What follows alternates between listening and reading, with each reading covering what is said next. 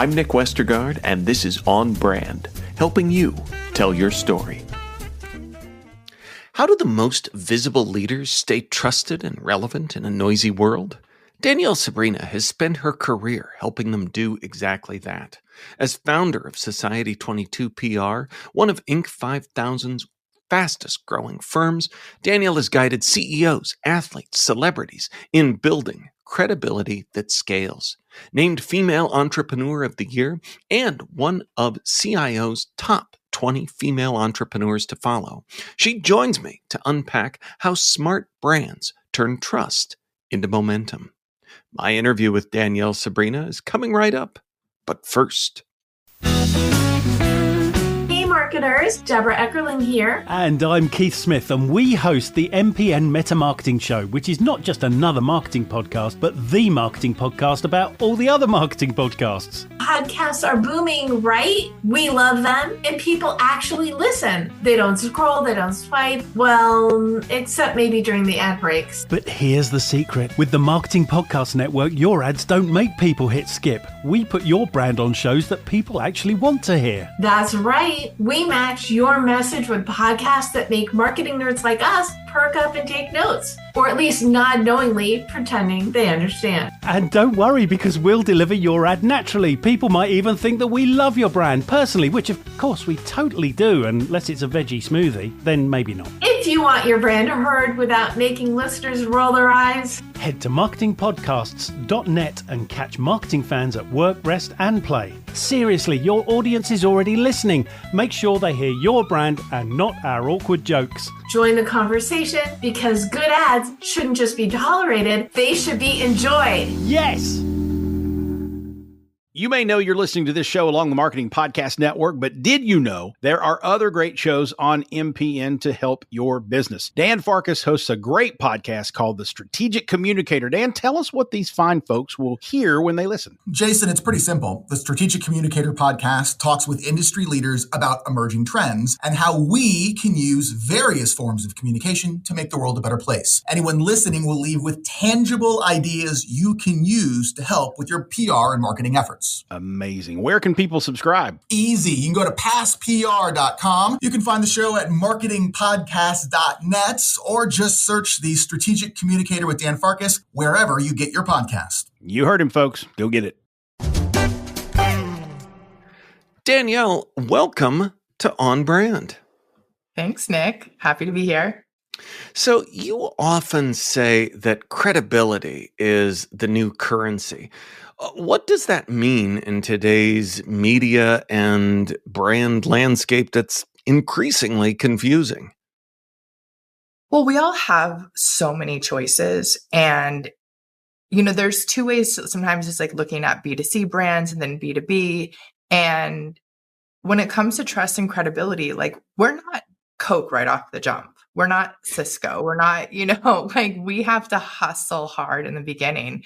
And without that trust and credibility, why should anyone choose to buy from you? And the bigger the higher ticket your services are, the more trust and credibility that's required. Because it's not like, oh, I'll just try this new, brand of soda. I'll just try this new skincare line or, something that's like, okay, if I don't like it, I'll give it away or throw it away. So it really does, trust, feel like the ultimate differentiator right now, but it's something that's very fragile and kind of hard to build and maintain. What are most brands that you're seeing out there getting wrong about this? I'm really talking about it from not anything that I'm saying just in context is not related to a lot of the bigger brands out there. Cause I think the people who are probably going to listen to this podcast and the ones that I come across most that are when we're really thinking about brand, you tend to everything references these huge brands.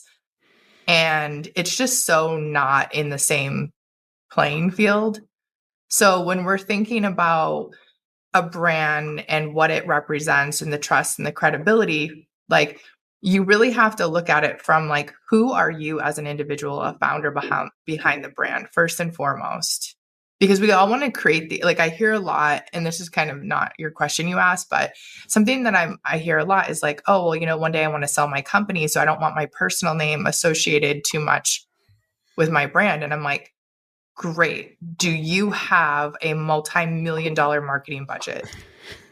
Right off the bat per month. Not even per year, but per month, because that's what would be required to like get the type of interest that you would need to get without being founder led. And then even so, like it's still we're even moving more towards founder led, even with bigger brands. Well, it's the founder, it's their story, which is often leads to the brand story as well, which helps them to build something bigger. But it's almost like a relay race too, that it doesn't negate their question of, hey, I want something bigger than just Nick so that someday I can sell this. But that first leg of the relay feels like it needs to be the founder's story. Is that what I'm hearing? Yeah. And I have, in my experience, and I've done a lot of M&As, taken a lot of companies public, I have never seen like a founder-led brand that still didn't get sold for what it wanted to get sold for. Like if anything, it was even stronger. It wasn't like, oh, this isn't going to get acquired because your name's attached to it. Because the IP of your name is like yours. Well, and as we talk about building that IP, building that name and personal brand, your business has PR in its name. And PR, for a lot of people, they think simply of the acronym of public relations, but beyond that, just like press releases. And how has it's literally, that's what people think is press release. I know. And, so as someone that may answer that question a lot, how do you talk about PR today beyond the PR of press releases? Yeah. It's really just it's building trust and authority with yourself, especially earned media. I think earned media is very powerful. It's permanent real estate online. It's going to continue to pay you dividends. It's not going anywhere. Someone can find an article or news segment that you were on decades later. So it's building that up. A press release is just one tool in all of the tool sets. So you've said that earned media only works if the story does. What makes a story truly media ready today? Well, I mean, I think that's kind of like a big question. So there's a lot of different stories. There could be a story that relates to a current news cycle. If we're talking about a story that you have, it's really like it will be media ready when you have really shared what you need to share and you can hook someone. Like I start my story off with, I was a high school dropout, a teen mom, and I went on to become one of the youngest traders on Wall Street when I was 19. Like have a good hook. And that summarizes a huge part of like what I've done, but like have a good hook and don't be afraid to share who you are. Even if that is maybe a little uncomfortable because you've been through challenges in your life that you'd rather not relive. But there's probably some gems in there that if you work with a storyteller can really help you. Or there could be something that you didn't even think was a big deal that someone else hears and was like, oh, wow, let's run with that. I was going to say something else too on that. It's okay. You can ask me then my next question. That's It's so early for me here.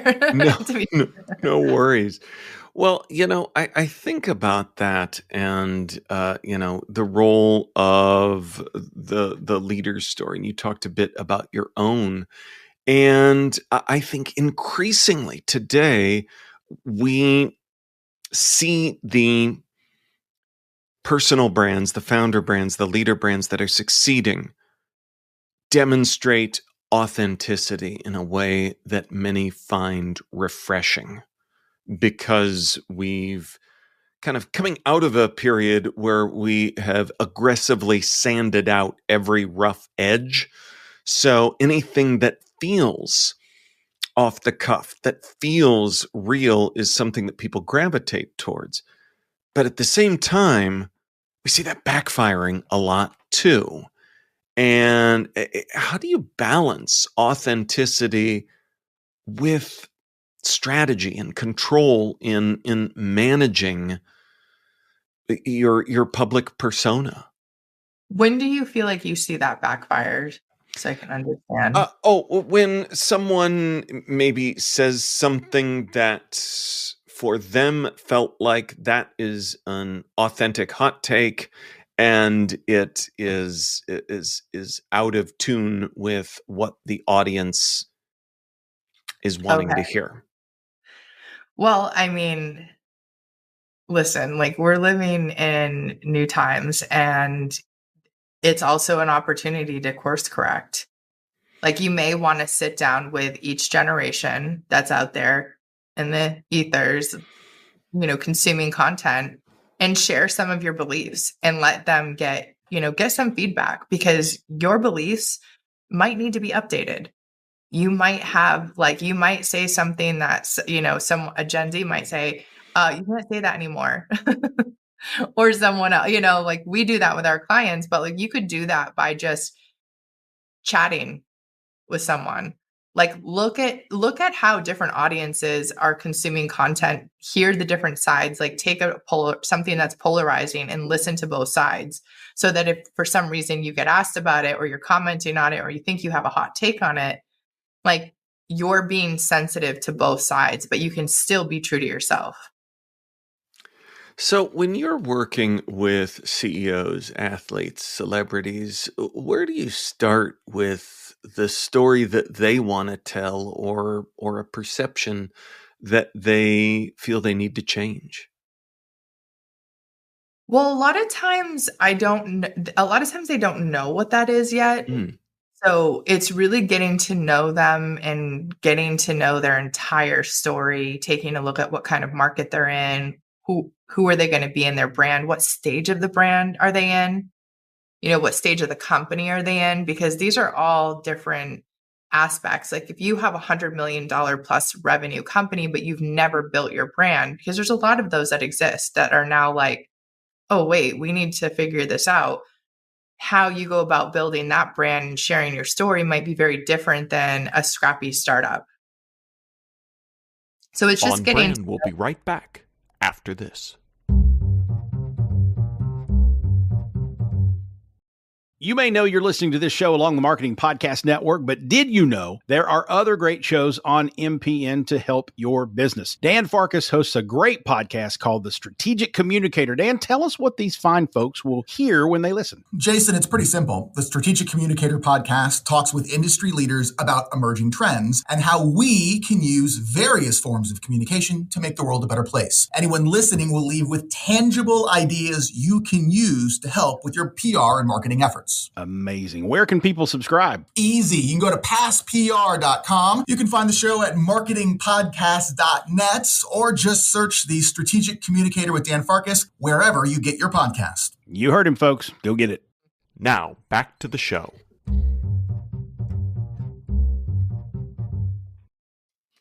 So prior to our ad break, you were telling us...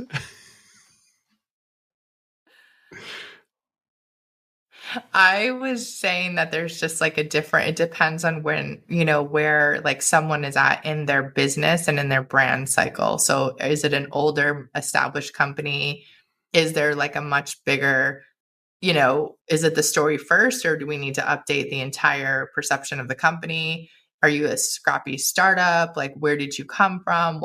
Everybody has a story to tell. It's just a matter of like working with someone usually, I think, or if you're able to do it yourself, great. But like write down a complete timeline of your life and the things that are very notable that stand out to you, that you remember, and get details about it. Talk to your family. What happened at these years? Like I know as we get older, I'm like, I don't know where I was living at 3 years old, like I don't remember where I was living when I was 20. Like, and see, what kind of patterns are there? Like, what if you weren't judging yourself? Like, what has the trajectory been? Like, what is unique about your progress in life and where you've come from? Because that will give you some clues. A lot of what you're talking about in terms of kind of the intake strategy with a new client, considering different things, it really seems like the perspective is so important. You've hit on that a couple of times, and I think that that's really key to remember, because a lot of times I'm trying to figure out a way to say this that doesn't sound a little woo, but we aren't always the best at analyzing our own story. And you mentioned earlier, but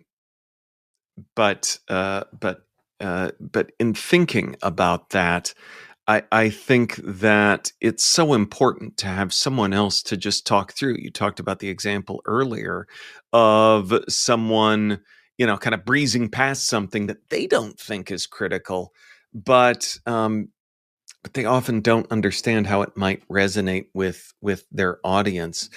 So how do you, folks listening that might be on the scrappy startup side, is there a way to self-analyze your story, or is it better to find an external partner to bounce those ideas off of?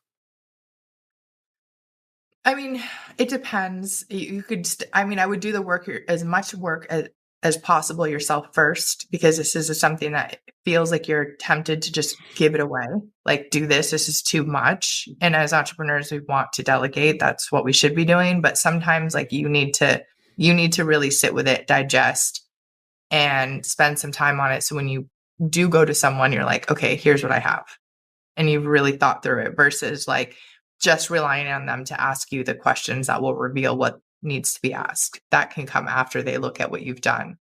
But I would say if you're starting, what I would do is think about your target audience and what is some of the absolutes that your target audience, like what do you need to portray to your target audience? For example, let's say you have a health tech startup that sells to like hospital systems or provider networks. And you know that one of several of the things that they look for is, why are you going to be around in 25, 50 years? Like, can I trust you? Because I'm about to put you into my entire system. How did you even start this company? What kind of financial record do you have? Or who's on your cap table if you have investors? If you don't, again, they are wondering what this and that number is. So think about that when you tell your story, and think through your life and be like, okay, how can I tell a story? Because we have a million stories we can tell about ourselves, right? Yeah. So how do you tell a story that can create the perception for you that, you know what, I am undeniably able to go the mile. And you can weave that in seamlessly in your story by just giving examples of your past. It doesn't have, maybe this is your first startup. Maybe you've never had a company, but maybe you have started and completed a number of projects in school, or maybe there's something that you do, a volunteer that you can share, like, here's what I've done. Like, there's got to be something there so that you're answering these questions that these technology officers or whoever you're selling to, this is applicable to any target audience, has in their mind. Like, why should I trust you? And you don't want to say, here's why you can trust me, but tell stories that demonstrate the type of trust that they're looking for. They're not looking to see, are you a good person necessarily? Are they, that's not their first. Of course, everybody wants to work with good people, but if you're working with a life coach, that might be one of the first concerns. How is your own integrity? Maybe integrity is the biggest thing that they're looking for. What have you actually done and overcome in your life to give me direction? So think about that, and then you can pick your story. And I will also say this, your brand evolves and your story evolves. So let it evolve. Get going. Tell a good enough story and get going and keep telling it, and it will get refined. I laughed when you mentioned instead we often jump to, here's why you can trust me, reasons. And it's, I think it feels easy to grab onto, logical bullet points, rationalizing. our traits that make us trustworthy. And we miss the fact that telling a story that demonstrates why you can trust us is that much more powerful. Like part of the reason why I address immediately that I was a high school dropout, a teen mom, but I went on to become one of the youngest traders is because I work with venture-backed companies and I work in a space where there is a lot of trust and credibility needed. And they look for college degrees, which I don't have. And when I was starting off, like, it's not like I had this huge portfolio of clients that have these incredible results because I was just starting my company. We have that now, but I didn't have that when I first started. But what that signals is that people who are in the industry know that your Series 7, which is the exam that's required to be a trader, is the third hardest exam in the United States. So if I passed that when I was 19 years old, like no one's going to care that I didn't graduate college. Yeah. So instead of it being like, oh, where did you, like I addressed it right up front. Yep, I was a teen mom. Yes, I dropped out of high school. But here's what I did. And that's how I just moved past the insecurities I felt going into a space where everyone graduated from college. Everybody had, internships at Accenture and everybody, just all these really big brand names on their resume. So that's what I did was I'm not even going to, I'll tell my own story, but here's how I'm going to spin it.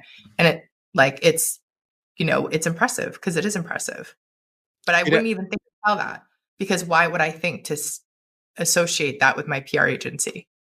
Well, and so many bring their own personal baggage with it that think, oh, they've got their guilt and things that are like, oh, that's nothing. That's something. They think the opposite. In fact, that's something I need to hide or talk my way around. But as you mentioned, everybody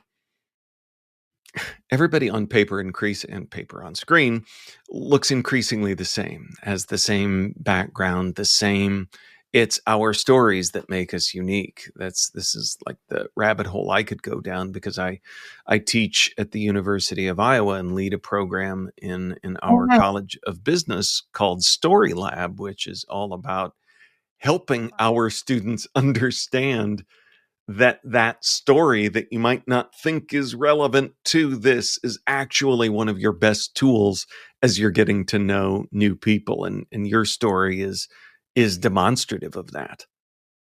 Thank you. And if you don't have a story that's like this rags to riches or just some big thing, maybe you felt like, oh, I had a pretty great childhood and life was great. And now I'm doing this. So I feel like I don't really have that story.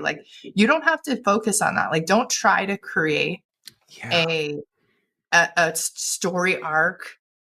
Don't do that. If it's not there in your own, don't try to make something be this horrible thing if it wasn't, and it wasn't. What I would focus on is why are you the person to be doing what you're doing? We were writing a bio even for one of the women on our team. And she went into how she, her bio had a lot to do with oh, I'm restoring this 19 something farmhouse. My passion is cooking. It's what I do on the weekends. And, threw in a cute thing one of my favorite projects is a built-in spice cabinet I built with my dad. And this bio all had to do with her being a publicist for our author clients and their cookbooks. So you can weave in why you are the right one to be doing what you're doing. You don't have to create, and some people just don't. Also, if you had a really traumatic life and you're just not you don't want to relive it right now because you haven't done the work yet or whatever it is, that's fine. But focus on why should you be the one that's so passionate about what I'm doing? Why should we work together? So as we are here, we're in Q4 looking ahead to a new year. And, I've probably already said even in the interview a couple of times, rapidly changing, increasingly volatile, all of these things that we just are using so much that we're almost becoming immune to any sort of urgency or meaning there. But you've built one of Inc. 5000's fastest growing PR firms. What's been key to scaling in an industry that's always changing at a time that I think you could also describe as volatile as well. It's been a lot. However, like, we do things very differently at the agency. And I think that is our secret sauce. Like, the way we deliver media, we've honed in on being the absolute best at execution. Like, nobody is getting better media hits than my agency. Like, come for me and I will go against you. Because you won't beat me. You just won't. Like, but we're not everything to everybody. That's what we do. We do earned media. We stick with that, and we're highly dedicated to it. What has helped with scaling is really understanding our P&L. And also, you have to go through this period when you're scaling that you're just going to make a lot of mistakes because you're new and it's the first time you're doing it. And like, you don't have a small team anymore. So now, like, one change can be really detrimental. It's not this intimate little setting anymore. So you hire one person that you think is going to be great, but maybe they're like toxic, but you don't know that. There's no way, there's no personality test. There's no amount of vetting you can do until like you've had experience. You just have to experience some shit. And I just kept telling myself, I would rather have a mistake now than this be $100 million mistake. And like, let's move on, because you just don't know. Like, you can talk to everybody, who's been there. You can get all the advice. You can hire experts. You can have everybody you want, but like, you just don't know. And when other people come into your business who talked a big game and are like, oh, I can do this and I can do that. And you're like, great, we're off to the races. And then they maybe can't do what they said they were going to do. What they're going to try to do is change everything. So they're going to tell you, this isn't working. I don't have this. Like, I'd be successful if I had this. Well, this isn't set up. So then you're investing in new technology. You're hiring new people. You're doing all of this work when it's really like, oh, no, you weren't the right person for the position. So there's no like secret sauce other than like getting in the weeds, have way more capital saved up than you think you need, because it's a really stressful time, and you can't start making fear-based decisions because that will destroy your team. So make sure you have like some cushion and be prepared that like you need to try it. It's kind of like ads. Like, if you were like, oh, well, I put a few $1,000s into ads, but it didn't work. And it's like, no, you need to put in like 20, 30, 40, 50,000 in a short period of time to understand what does and doesn't work. And then you can say, it's the creative, it's this, it's that. So I think those are things that when you're scaling, to just be prepared for. And you can't say you're scaling and then make little baby moves and then make your decision based on bad data. Well said. And I think summing it up of just having to go through some shit. Yeah. I mean, what can you, one year we invested several $100,000 in masterminds to learn from the best of the best. Yeah. Let me tell you, if you're going to join a mastermind, come to me. I'll tell you which ones are worth it, which ones aren't. But my favorite is Strategic Coach. That's the only one I stuck with.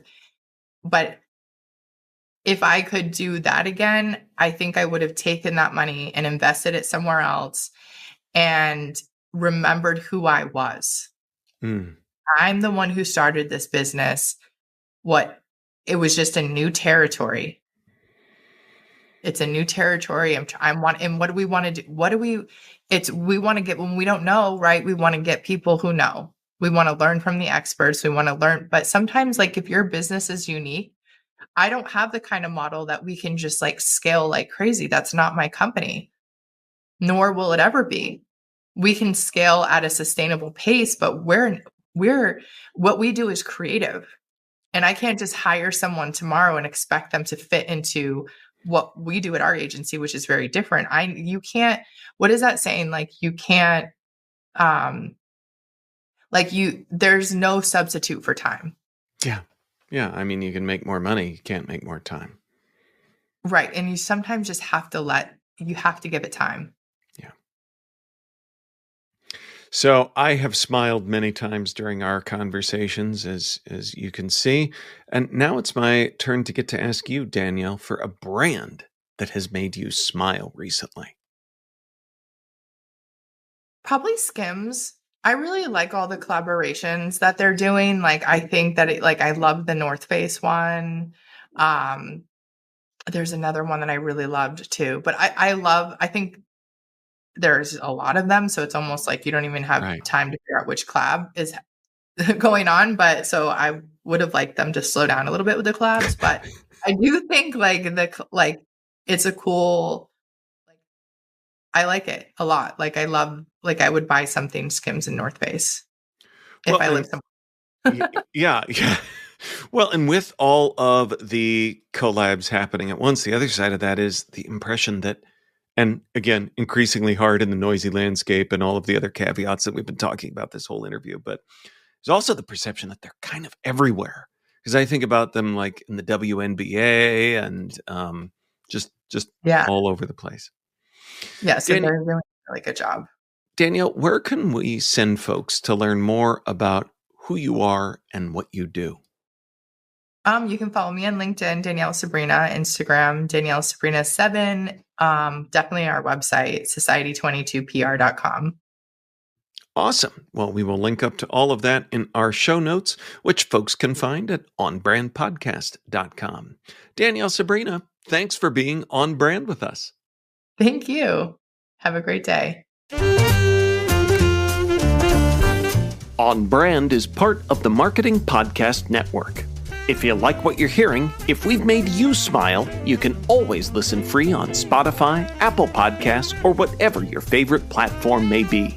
And please take a moment and rate and review the podcast to help others find the show. Until next week, I'm Nick Westergaard, and I'll see you on the internet.